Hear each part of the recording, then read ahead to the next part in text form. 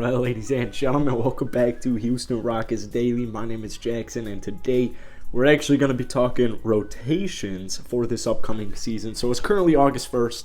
I apologize, I posted like one Rocket video last couple of weeks because I was out in the East Coast visiting my boy Swaggy. OG Rocket fans, and any Rocket fan really, you probably know who Swaggy is.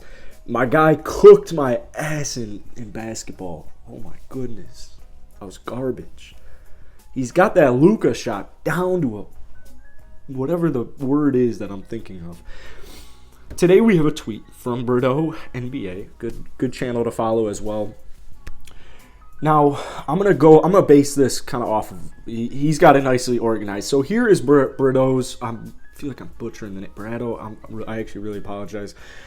Kevin Porter Jr., Jalen Green, Eric Gordon, Jabari Smith Jr., Alperen Sengun. So that's his starting five, and then his bench role would be Tate Washington, Josh Christopher, Jae'Sean Tate, KJ Martin Jr., Tari Eason as the backup five, which is really interesting.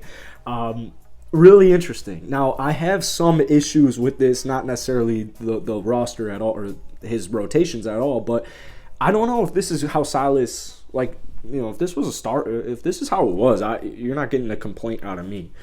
But for our time being with Eric Gordon, that's kind of like the big thing is apparently Eric Gordon is starting next season. I'm still imagining it's either going to be his last year in Houston or they're going to trade him at the deadline. I don't know what's going to happen. I kind of want to do him a solid and push him to a contending team. And honestly, I don't really even need that much back for him at all.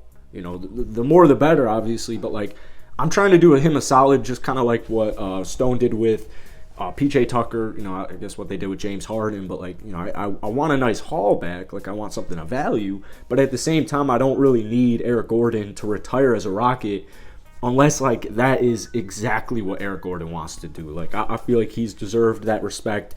He's deserved to kind of dictate his future as far as, this upcoming season goes.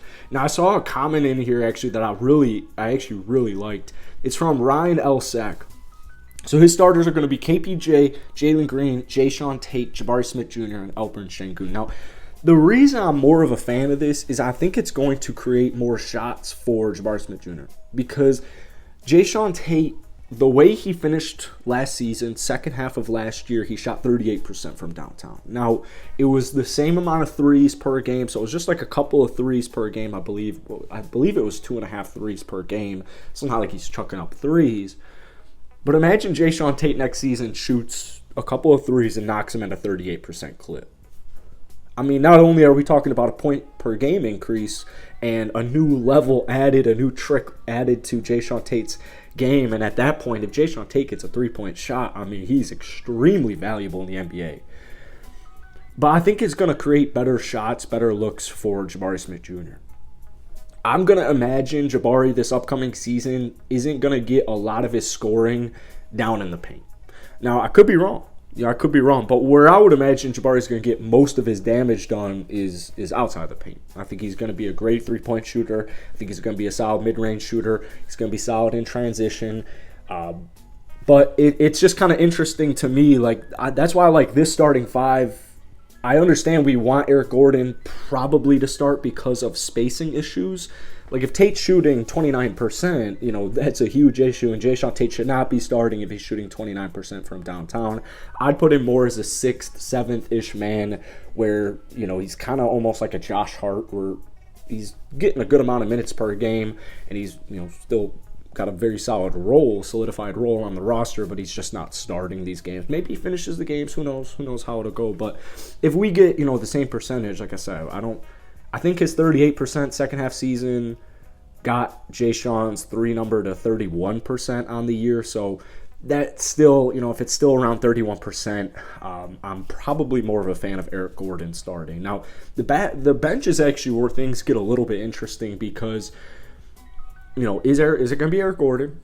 Because if Eric Gordon's coming off of the bench, I would imagine Tate starts the season in the G League, guys. I liked what I saw from Tate, but he's still an extremely raw player. So, maybe you bring him back once EG gets traded or later on in the season, or he just spends a whole year in the G League. Maybe they play the Josh Christopher role where Yeah, he looks good. Maybe the first couple of games, first couple of weeks, the efficiency isn't crazy because in the in the Summer League, Tate Washington's efficiency wasn't anything crazy. But we saw really good effort. We saw good leadership. We saw good just passing ability. We saw plenty of potential with Tate. I just don't know how Stylus and the Rockets feel like, do they think he's ready to go? What about Daishen Nix? Is he going to make the roster even? So if they don't feel great about Tate and Daishen Nix being the backup, don't forget about Trey Burke. I still don't really think Trey Burke is with us this upcoming season, as far as I'm concerned, or as far as I know, he's still on the team right now. So maybe you go Trey Burke, but if they don't feel comfortable about the backup point guard position, it might be Eric Gordon. So then you have Josh Christopher. I anticipate Christopher to get probably 25 minutes a night. I think he did phenomenal last year. And in the Summer League, you can tell he's been working hard as hell. Like, this dude is definitely working hard. He's putting in a lot of long hours. He's looking in good shape. And I'm actually very excited about Josh Christopher this upcoming season.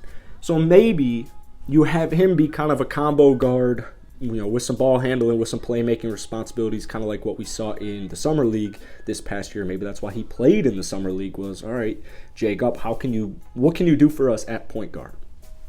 But I guess he wasn't necessarily, was he listed as point guard in the Summer League? Point being, he had the ball in his hands a lot. He was a primary ball handler, playmate a lot, and he's a good passer. He's an underrated passer, I would say.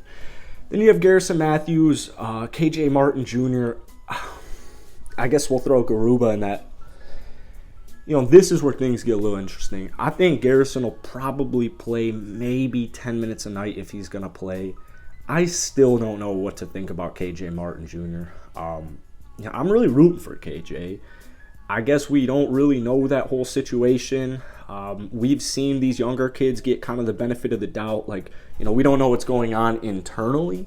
But as far as the KPJ situation, the Christian Wood situation last January, it's not like those, they didn't trade Christian Wood because of the locker room. They still have Kevin Porter Jr. Like, I'm curious to see how the KJ Martin situation goes on because he saw plenty of minutes last year. He played in plenty of games, played like all season and played every single game and still got like 22 minutes a night. So I really don't know what KJ's issue is with playing time. I don't know if, are these legitimate? Is it just his dad that's making these reports? what's going on with KJ? I don't really know.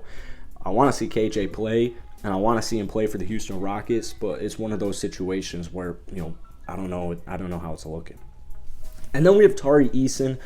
Tari Eason probably at the end of the season will be the starting three. That's the way I'm seeing it. I think, especially if Tari is shooting 35% from downtown, I think we saw enough of his shooting ability and his shooting talent in Summer League where I think Tari will make enough threes, especially in the corner, where they're not going to give him the Jayshawn Tate or Ben Simmons treatment. Like, they're not just going to let Tari Eason take 5 wide open threes per game like he's Rudy Gobert. So I think Tari will be the starter by the end of the season. And what we saw in the Summer League, as Birdo kind of points out, is he needs to play wherever it is. Maybe it's the backup 5, maybe it's the backup 4, maybe it's the backup 3, maybe it's the starting 3, starting 4, who knows. But we saw enough, and we'll see it again in preseason, that he just deserves to play. Like, he 100% just deserves to play. So that's really it for today, man. I would love to hear your guys' rotations, whether it's a 10-man, whether 9-man, 11-man, whatever the case may be. If it interests you, go ahead, drop it down below. I'd love to read them all. And I'm trying to go. I'll probably be live in a couple of days, and maybe we'll talk about rotations again. But that's it for today, guys. Check out my daily live NBA show. I'm now the editor for it, so the clips. I'm making clips. We're talking plenty of Rockets. Link's going to be down below. It's also going to be pinned in the comment section, or you could look up the NBA show, Upton, something like that. So I appreciate all you guys. All my links, Twitter, Instagram, all that stuff's down below. So enough self-promo for the day. Hope you guys have a blessed week, and I'll see you guys tomorrow. Ciao.